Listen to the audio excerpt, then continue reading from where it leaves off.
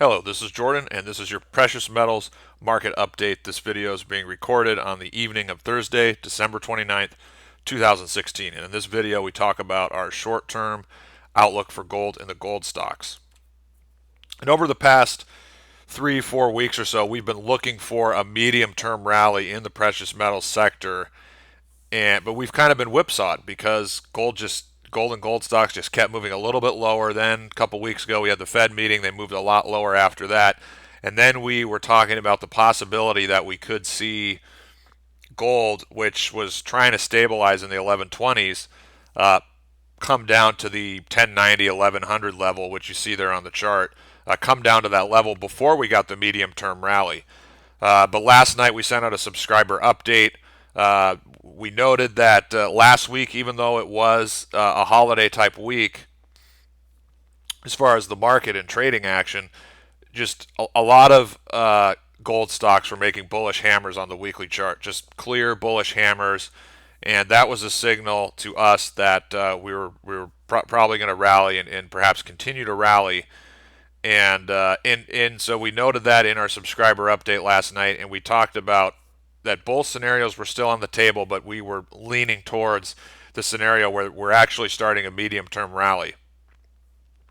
So we're going to talk about that in this update, but with respect to gold and the gold stocks, I mean, there's still a little bit of a divergence because if you look at gold, it still looks on the bearish side as far as the bigger picture, whereas with the gold stocks, we're seeing more encouraging signs there. So again, that's something I'll talk about later in the video. But with gold here, the upside targets, first one is 1175 to 1180, and the second one is right around 1200. 1200, you have strong lateral resistance there.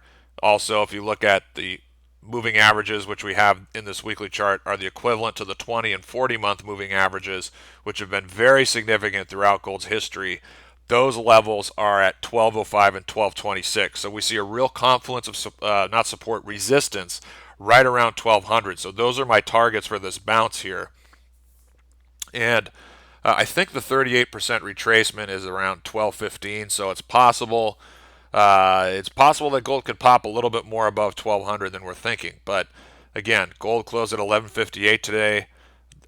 That's we're looking for upside to 1200. Initial resistance is at 1175 to 1180. It's possible we could hit that the next day or two, then come back a little bit.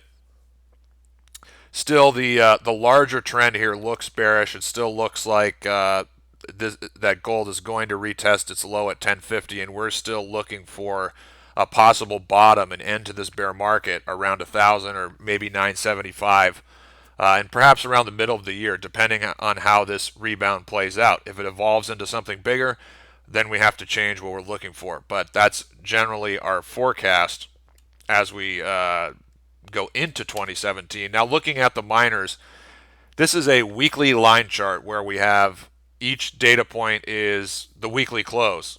Now, we're doing this on Thursday, so there's actually one more trading day, and that can really affect where the next point on the chart is going to be.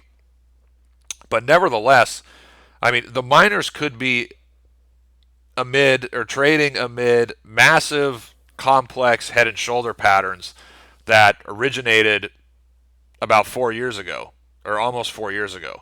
I mean, if you look at the action in 2013 and then the first half of 2014, that could be a left shoulder. Then the head could be the basing in the second half of 2015. And perhaps now we're going to be creating some kind of right shoulder. And so the question with that, I mean, the real question now is this low that we've had in the last week or two for the miners, is this low going to hold up next year? Will it not be penetrated? Because if it's going to hold up, then it's a very significant low, just like the low in earlier in the year. But obviously that was a lot more significant. But what's interesting is we kind of had a bear trap in the miners in the last week or two because we were really looking for GDX to hold above 20, and it penetrated to the downside briefly. Now it's way back above it. That's a false move. That's a bear trap. From false moves come fast moves. And remember, there was a false breakdown around January 19th, I believe, and we had a huge fast move up after that. So that's something to keep in mind. We saw the same thing with GDXJ. It's already about 33.5 after today. I believe it made a low around 27, 28. We were looking for it to hold around 31. You can see the one red line there. It's around 31, maybe 31.50-ish, and broke below that, but now it's back above it. The other thing is both miners have now essentially held the 80-week moving average. So that's very significant. Now, the question as to how far is this rebound going to go, how do we know if this low is going to be significant? I think that the question is, sorry to answer a question with a question, but can GDX rally up to 25, that October high, and can GDXJ rally up to 39.40, its October high? And we're looking at the weekly chart here. We'll get into more detail in the next chart, but first, if the miners can actually make a weekly close above those levels, 25 and 39-ish, that would tell me that this low that we've just had is very significant and is probably going to hold in 2017. And there's also this scenario that even if they just rally up close to that level, I mean, perhaps they come back down and then they can still kind of consolidate, hold above the recent low. So that's another option. But it's very interesting to see, what's going to happen with this rally. How much longer is it going to last, and how much higher can it go? And we'll talk about that in this slide, which is the daily candle chart, more of a short-term look. Now, in our subscriber update last night, we were talking about GDX going to potentially 23, which you can see is close to the 38% retracement. The 200-day exponential moving average is also at 23, and that's been, if you look at a 4 or 5 year chart, that's been significant. So GDX, it was slightly above 20 last night, and we thought, this is probably going to test 22, and we think it can go to 23, maybe low 23s. Now with GDXJ, we talked about it had a confluence of targets, and it still does, right around 35. As you can see, the 38% retrace is actually at 36. There's lateral resistance there just above 35.00. And after the move today, people have to be thinking, how much higher can these miners go on this rally? And if you look at, you can see the late October, early November highs, which we talked about in the last slide. Those are very significant. Now this is a daily chart, so the daily chart shows for GDXJ 41 is kind of the key level, but if we're only going to use closing prices, it would probably be 40. And for GDX, you could say the same thing. If we were going to use closing prices, it would be, the resistance would be at 25 and not 25 and a half, which is what it looks like here and now. But again, the question is, can we see GDX and GDXJ rally up to those levels right around the election? And that would be a very good sign for 2017 if the miners could rally all the way up to the thick red lines there. Again, right around 25 and 40-ish. But at the least, I am expecting that GDX can go above 23.00, maybe a little bit above that. And for GDXJ, I think it can go to 35, maybe even get to 36 on this rally. Of course, huge moves today. And as we go into the year, it's just very interesting to see. If you're just looking at gold by itself, it looks bearish for this year until it gets down to that 975 to 1,000 level. But if you look at the gold stocks, they look like they're just consolidating.